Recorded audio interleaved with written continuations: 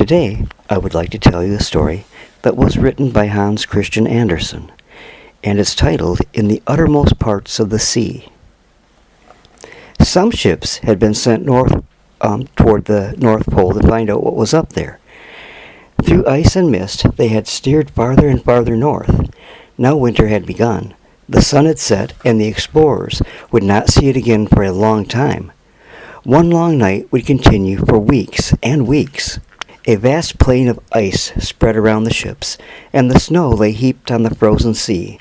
And the explorers made little houses shaped like domes out of the snow, just big enough for 2 or 3 of them to crawl inside.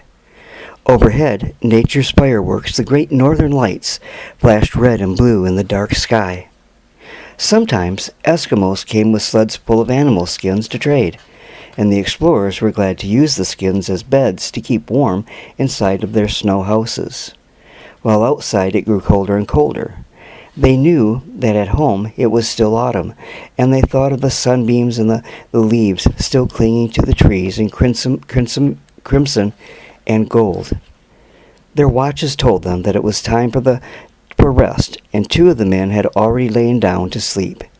The younger had his greatest treasure with him, a Bible that his grandmother had given to him, and every night it lay under his pillow. And every day he read from it, and as he lay in his bed he thought of these words which brought so much comfort. If I take the wings of the morning, and dwell in the uttermost parts of the sea, even there shall thy hand lead me, and thy right hand shall hold me. These words of faith were on his lips as he closed his eyes and began to sleep. And with sleep came dreams. First he seemed to hear songs that he had loved at home, and a mild summer breeze breathed upon him, and a light shone on his bed. And he lifted his head and found that the dazzling white light was coming from the large wings of an angel looking down on him, an angel whose eyes beamed with love. The angel seemed to rise from the pages of the Bible. He spread his arms, and the narrow walls of the snow hut disappeared like a mist melting before daylight. The green meadows and autumn woods of the young explorer's home lay around him instead, bathed in quiet sunshine. And the stork's nest was empty, but the apple still clung to the wild apple tree. A little bird whistled in the cage that hung in the window of his home. It whistled the tune he had taught it, and his old grandmother was feeding it, just as he used to do.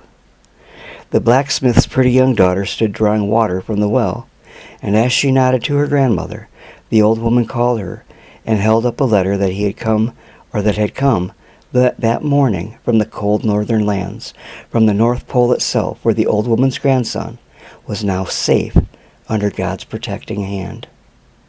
The 2 women, old and young, laughed and cried as they read the letter, and the young explorer who slept amid the ice and snow, his spirit roaming in the world of dreams, under the angel's wings, saw and heard it all, and laughed and cried with them.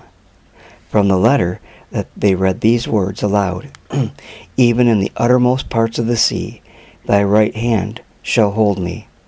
And the words seemed to come like sweet, solemn music, and the angel folded his wings, and like a soft protecting veil, they fell close over the sleeper. The dream was over. All was dark in the little snow hut, but the Bible lay under the young man's head, while faith and hope filled his heart. God was with him. At his home was with him, even in the uttermost parts of the sea.